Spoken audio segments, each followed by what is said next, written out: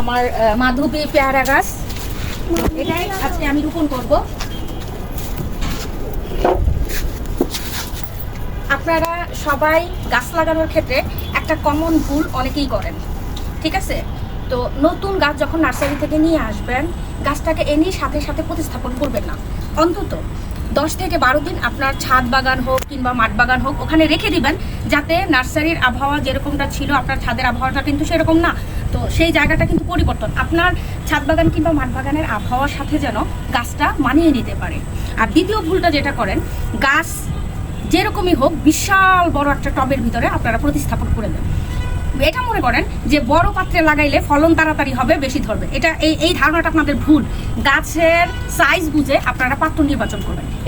এই আমার মাধবী পেয়ারা গাছটা, এটার জন্য কিন্তু আমি এই পাত্রটা নির্বাচন করছি। এর চেয়ে বড় কিন্তু আমি চাইলে দিতে পারতাম, কিন্তু এইটার জন্য এই পাত্রটা একদম পারফেক্ট, ঠিক আছে? আর 3 নাম্বার ভুলটা যেটা আপনারা করেন, মাটির ভিতরে প্রচুর পরিমাণ সার মিক্স করেন, যেটা মোটেও ঠিক না।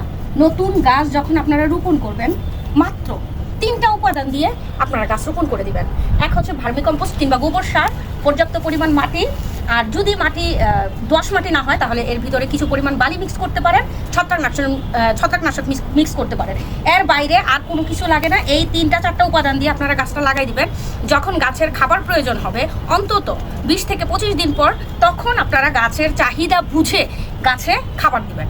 গাছের চাহিদা বুঝে মানে গাছের কোন খাবারটা প্রয়োজন, ফুল ফল আসলে এক ধরনের খাবার প্রয়োজন, গাছ বড় করার জন্য আরেক ধরনের খাবার প্রয়োজন, তো সেটা বুঝে আপনারা খাবার দিবেন। তো যাই হোক, অনেক কথা বলে ফেললাম। এখন হচ্ছে গাছটা আমি রোপণ করে ফেলবো। এখানে কিন্তু আমি কিছু কাঠের গুঁড়ো দিছি। আর পেয়ারা গাছ কিন্তু একদম কি বলে শুকনা মাটি পছন্দ করে না, আর এর জন্য একটু কাঠের গুঁড়া দিছি। মাটিটাকে ময়েস্ট রাখবে অনেকক্ষণ ধরে, যেহেতু আমার ছাদটা অনেক উপরে পানি খুব দ্রুত শুকায় যায়, যার কারণে কিন্তু আমি এই কাঠের গুঁড়া কিংবা কোকোপিট ব্যবহার করি সামান্য পরিমাণ। তো আপনারা চাইলে কিন্তু এটা বাদও দিতে পারেন। তো আমি ব্যবহার করছি, আমারটা বেশি পরিমাণ রোদ লাগে সেজন্য।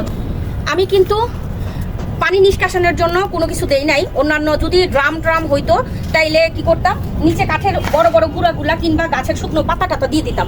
যেহেতু জিও ব্যাগ খুব ইজিলি পানি নিষ্কাশন হয়ে যায়, সেই জন্য আর আমি বাড়তি কোনো কিছুই দিলাম না, বিসমিল্লাহ বলে মাটি দিয়ে দিলাম। আর এইভাবে যদি আপনারা অল্প সার দিয়ে যদি গুড অল্প সার দিয়ে যদি গাছ প্রতিস্থাপন করেন, আমার মতে আপনারা আফসোস করতে হবে না আপনাদের যে আমার গাছটা এত কষ্ট করে নিয়ে আসলাম নার্সারি থেকে, গাছটা মরে গেল। ঠিক আছে, অবশ্যই গাছটা টিকবে, আল্লাহ যদি চায়। ভাগ্যের কথা তো আর বলা যায় না। তো এই যে সমান পরিমাণ মাটি দিয়ে দিলাম। আর আরেকটা জিনিস, ওরে বাবা কিভাবে হয়েছে এটা সরাই। আরেকটা জিনিস আমি আপনাদেরকে দেখাই, নার্সারির এই মাটিটা প্রচুর শক্ত থাকে, হার্ড থাকে। কেন থাকে আমি জানি না। আমি সবসময় করি কি, নিচের থেকে কিছুটা মাটি ছড়াই দিই, এতে করে শিকড়টা খুব দ্রুত ছড়াইতে পারে। কারণ এই মাটিগুলো এত শক্ত থাকে যে আপনার শিকড় ছড়াইতে পারে না।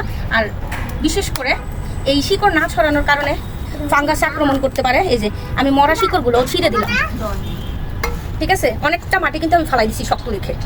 সো এবার বিসমিল্লাহ বলে গাছটা প্রতিস্থাপন করে দিব। বিসমিল্লাহ। এই যে আমি কিন্তু অনেক উপরে দেই নাই, এই জিও ব্যাগ থেকে অনেকটা নিচে রাখছি। এখন সমানভাবে মাটি দিয়ে দিব।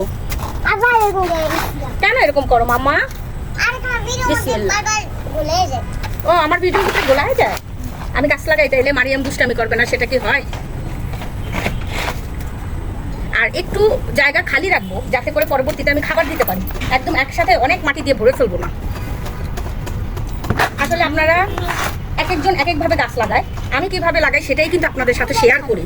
আর আলহামদুলিল্লাহ এত উপরে হওয়া সত্ত্বেও কিন্তু আমার এই পর্যন্ত কোনো গাছ লাগানোর পর মারা যায়নি, সবই আল্লাহ তাআলার রহমত। আর যেহেতু জিও ব্যাগ এভাবে চেপে যদি মাটিটা নিচে না দেন, তাহলে কিন্তু জিও ব্যাগটা একদিক দিয়ে বাঁকা থাকবে, আরেক দিক দিয়ে সোজা থাকবে।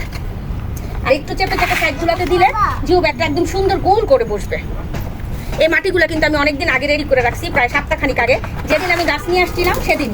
তো আপনারা সাথে মাটি রেডি করে সাথে গাছ লাগাবেন না,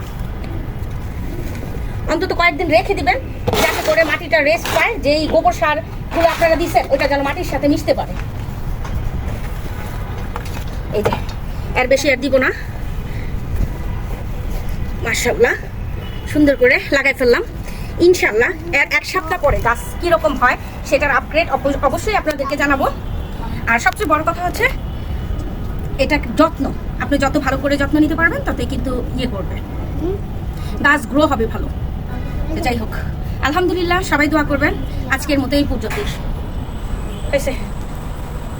এখন